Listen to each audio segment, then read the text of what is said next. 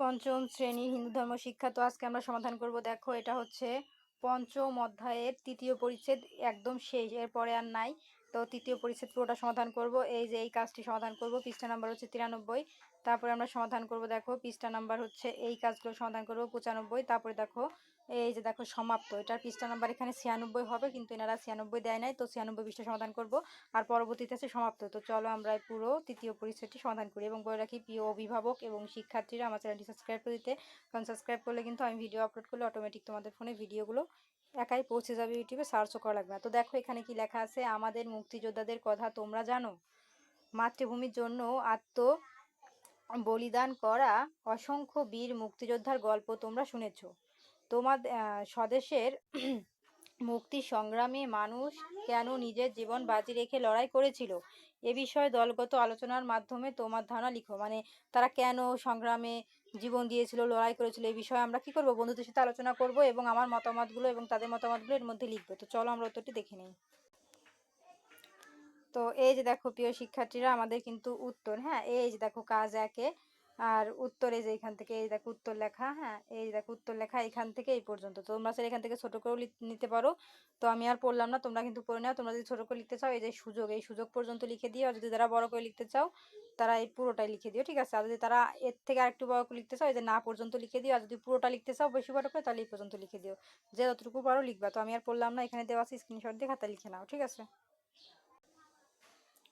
তো প্রিয় শিক্ষার্থীরা এবং অভিভাবক, আমরা কিন্তু এইটার উত্তর দেখিয়েছি। এখন চলে যাব পরবর্তী পৃষ্ঠার সমাধানে।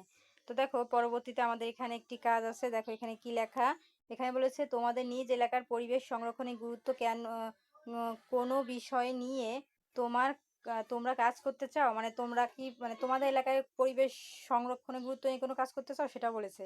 সে বিষয় নিয়ে একটি শ্রেণীতে সে বিষয়টি নিয়ে শ্রেণীতে উপস্থাপনের জন্য একটি দলগত পরিকল্পনা, প্রজেক্ট প্ল্যান তৈরি করা, মানে একটা প্রজেক্টের প্ল্যান তৈরি করার কথা বলেছে। যেমন পরিকল্পনার নাম, যেমন বিদ্যালয় অঙ্গনে বৃক্ষরোপণ, জলের অপচয় রোধে সচেতনতামূলক প্রচার কার্যক্রম। মানে কি, যে বৃক্ষরোপণে জলের অপচয় রোধ যেন না হয়, সেই কারণগুলো একটা প্রকল্পের নাম, সেটা বলেছে। আর প্রকল্প এলাকা কি, মানে কোন এলাকায় হবে, নিজ বিদ্যালয় নাকি নিজের পাড়া নাকি মহল্লা, যেটা হবে সেটা তোমরা দিবা তোমাদের ইচ্ছা মতো। তার বাস্তবায়নকারী দলের নাম, তো তোমরা তোমাদের বন্ধুর একটা নাম দিবা এখানে, তাই বলেছে। আর দলনেতা ও সদস্যের নাম, তো তোমাদের যে নেতা তার নাম দিবা, দলনেতা মানে বন্ধুদের মধ্যে যে নেতা হবে তার নাম এখানে দিবা। তো এইটা কেন মেন কিছু না। তারপর দেখো আমাদের এখানে কি লিখেছে,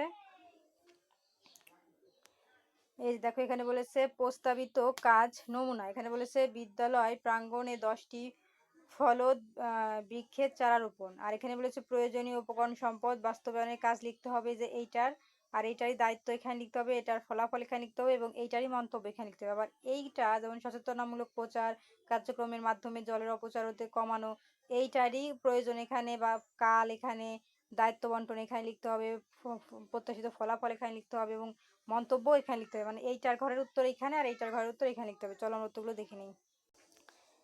এই যে দেখো প্রিয় শিক্ষার্থীরা, আমাদের কিন্তু উত্তর এখানে দেওয়া আছে। এই যে দেখো, প্রয়োজনীয় উপকরণ কি হবে, এই যে চারা গাছ, কোদাল, ঝুড়ি, জৈব সার, বেড়া, সুরক্ষার জন্য জল।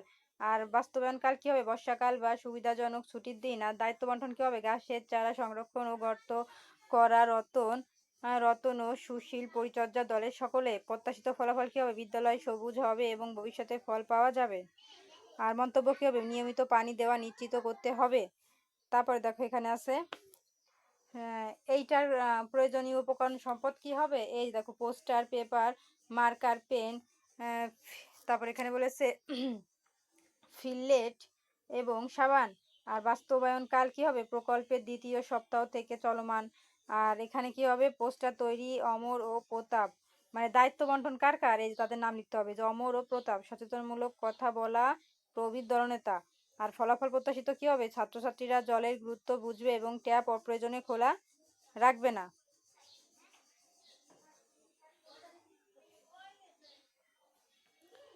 তারপর এখানে কি হবে, মন্তব্যের ঘরে প্রধান শিক্ষকের অনুমতি নিয়ে নোটিশ বোর্ডে পোস্টার লাগানো হবে।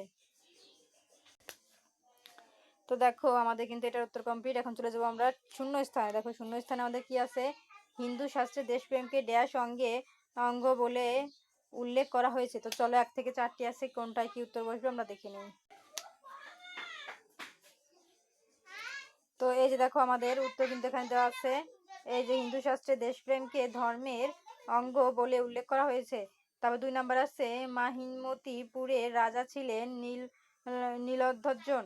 তারপর 3 নাম্বার দেশপ্রেমের মানুষের জন্মগত প্রবণতা। তারপরে দেখো 4 নাম্বার আমাদের কি আছে, জন্মভূমির প্রতি ভালোবাসায় পৃথিবীর প্রতি ভালোবাসা। তো এই ছিল আমাদের শূন্যস্থানের উত্তর। তো দেখো প্রিয় শিক্ষার্থীরা, আমাদের উত্তর কমপ্লিট। এখন আমরা চলে যাব আমাদের ডান বাম মিলকরণে। তো দেখো এখানে বাম পাশ থেকে ডান পাশ মিল করতে হবে, 1 থেকে 4টি আছে, কোনটার সাথে কোনটা মিলবে চলো আমরা উত্তর দেখি নেই। এই যে দেখো প্রিয় শিক্ষার্থীরা, আমাদের উত্তর এখানে দেওয়া আছে। এই যে জন্মভূমিকে জননী সম্বোধন করা হয়েছে। দেশপ্রেম মানুষের অন্যতম নৈতিক গুণ। যুধিষ্ঠির হস্তিনাপুরের রাজা হন। দেশ সেবার মাধ্যমে পৃথিবীকেই সেবা করা হয়। তো দেখো প্রিয় শিক্ষার্থীরা, আমাদের কিন্তু উত্তর কমপ্লিট। এখন আমরা চলে যাব টিক চিহ্নের সমাধানে। তো দেখো গ নাম্বারে টিক চিহ্নে আমাদের কি কি আছে। 1 নাম্বার বলেছে জননী জন্মভূমি স্বর্গের থেকেও শ্রেষ্ঠ কোন গ্রন্থে বলা হয়েছে। তো চলো 1 নাম্বার উত্তর হবে গ রামায়ণে।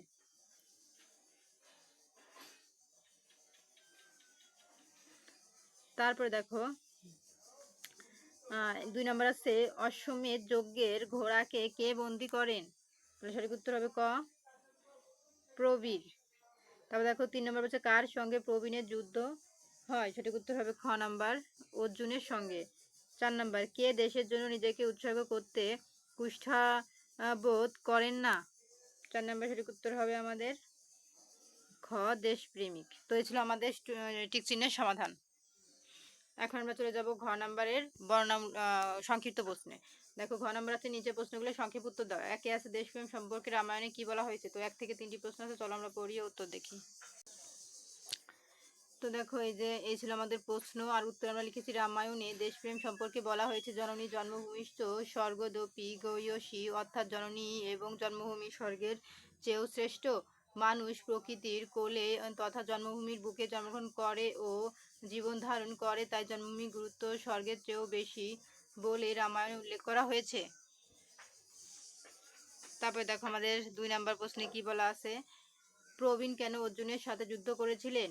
উত্তর চতুর্দিক জয় করতে করতে অর্জুন যখন যজ্ঞের ঘোড়া নিয়ে মাহিমতিপুর রাজ্যে পৌঁছায় তখন সবাই অর্জুনের বশ্যতা স্বীকার করে নেন, কিন্তু রাজপুত্র প্রবীর তা মেনে নিতে পারেনি। মাতৃভূমির এই পরাজয় ও অমর্যাদা তার দেশপ্রেমকে আহত করেছিল, তাই দেশের সম্মান রক্ষা করতে মায়ের অনুপ্রেরণায় তিনি ঘোড়া বন্দি করে অর্জুনের সাথে যুদ্ধে অবতীর্ণ হন। তারপর দেখো আমাদের 3 নাম্বার প্রশ্নে কি আছে। তুমি কিভাবে দেশপ্রেম প্রকাশ করবে এটি একটি উপায় লেখো। উত্তর আমি আমার চারপাশে পরিবেশ পরিষ্কার পরিচ্ছন্ন রাখার মাধ্যমে দেশপ্রেম প্রকাশ করব। কেবল যুদ্ধ করায় দেশপ্রেম নয়, বরং নিজের বসবাসের জায়গাকে সংরক্ষণ করাও একজন নাগরিকের দায়িত্ব। তাই প্রকৃতির সম্পদ অপচয় না করে তার যথার্থ ব্যবহার নিশ্চিত করার মাধ্যমে আমি দেশের প্রতি ভালোবাসা প্রদর্শন করব। তো দেখো আমাদের ঘ নম্বরে সংক্ষিপ্ত প্রশ্ন কমপ্লিট। এখন চলে যাবো নম্বরে বর্ণনামূলক প্রশ্ন। এখানে 1 থেকে 2টি আছে। একে আছে জননী জন্মভূমিষ্ঠ স্বর্গদপি গয়সী ব্যাখ্যা কর। তো চলো 1 থেকে 2টি প্রশ্ন পড়িয়ে উত্তর দেখি। এই যে দেখো প্রিয় শিক্ষার্থীরা, আমাদের কিন্তু বর্ণনামূলক প্রশ্ন বড় করে লিখতে হবে, তাই বড় করে দেওয়া আছে। ছোট করে যদি তোমরা লিখতে চাও আমি সেটাও তোমাদের দেখিয়ে দিচ্ছি। যদি তোমরা একটু ছোট করে লিখতে চাও তাহলে এই যে দেখো মত পর্যন্ত দেওয়া আছে, মত পর্যন্ত দিয়ে দিবা। আর বড় করে লিখতে চাইলে পুরোটাই লিখবা। তো চলো আমি পড়ে শোনাই।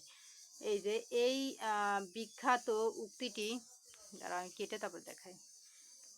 এই বিখ্যাত উক্তিটি অর্থ হলো জননী এবং জন্মভূমি স্বর্গের চেয়ে অধিক শ্রেষ্ঠ ও মহৎ। মা যেমন আমাদের গর্ভে ধারণ করে এবং পরম মমতায় লালন পালন করে বড় করেন, জন্মভূমিও তেমনি। আর তার আলো বাতাস ফল মূল ও প্রকৃতি দিয়ে আমাদের জীবন রক্ষা করে। আমরা এই দেশের মাটিতে জন্মগ্রহণ করি এবং এর প্রকৃতির কোলেই বড় হই। এই জন্মভূমি আমাদের কাছে মায়ের মতো। তো তোমরা যদি ছোট করে লিখতে চাও মতো পর্যন্ত লিখে দিবা, আর বড় করে লিখলে পুরোটাই লিখবা। এই যে হিন্দু শাস্ত্রে জন্মভূমিকে জননীর মর্যাদা দিয়ে দেশ সেবাকে ধর্মের অবিচ্ছেদ্য অঙ্গ হিসেবে গণ্য করা হয়েছে। স্বদেশের প্রয়োজনে নিজের জীবন উৎসর্গ করার যে গৌরব তা স্বর্গীয় সুখের চেয়েও বড়। তাই মানুষের কাছে তার জন্মভূমি স্বর্গের চেয়েও প্রিয় এবং শ্রদ্ধার পাত্র। তো এই ছিল আমাদের 1-এর সমাধান। এখন দেখো 2 নাম্বার আমাদের কি আছে। এটাও বড় করে লেখা আছে, আমি ছোট করে দিই। ছোট করে লিখলে এই যে হয় পর্যন্ত লিখে দিব, আর পুরোটা বড় করে লিখলে পুরোটা লিখতে হবে। তো চলো আমি পড়ে শোনাই। দেশপ্রেম কিভাবে বিশ্বপ্রেমে উন্নীত হয় বুঝে লেখো। উত্তর, দেশপ্রেম মানুষের একটি সহজাত গুণ যা ক্রমে বিশ্বপ্রেমে রূপান্তরিত হতে পারে। যেহেতু আমাদের এই জন্মভূমি বিশাল পৃথিবীরই একটি অবিচ্ছেদ্য অংশ, তাই দেশের সেবা করার অর্থ হলো প্রকার প্রান্তরে পৃথিবীরই সেবা করা। একজন প্রকৃত দেশপ্রেমিক যখন নিজ দেশের প্রকৃতি ও মানুষের মঙ্গলে কাজ করেন, তখন তার সেই সৎকর্ম সমগ্র বিশ্বের কল্যাণে নিবেদিত হয়। পৃথিবীর আকাশ, বাতাস এবং জল সকল মানুষের জন্য অভিন্ন। তাই নির্দিষ্ট ভূখণ্ডকে ভালোবাসার মাধ্যমেই নিখিল বিশ্বের প্রতি মমত্ববোধ জাগ্রত হয়। হিন্দু ধর্মের সর্বে ভবন্তু সুখিন মন্ত্রের মতো আমরা যখন জগতের সকল প্রাণীর সুখ ও নিরাময় কামনা করি, তখনই আমাদের দেশপ্রেম সংকীর্ণতা কাটিয়ে দেশপ্রেমে উন্নীত হয়। তো এই ছিল আমাদের সমাধান। তো দেখো প্রিয় শিক্ষার্থী এবং অভিভাবকরা, আমাদের ১ নম্বরের বর্ণনামূলক প্রশ্ন কমপ্লিট। তো আজকের মতো এই পর্যন্তই। পরবর্তীতে যে সমাপ্ত, আর পরবর্তীতে অন্যান্য ক্লাসে ভিডিও দেখার জন্য অবশ্যই সাবস্ক্রাইব মাই চ্যানেল।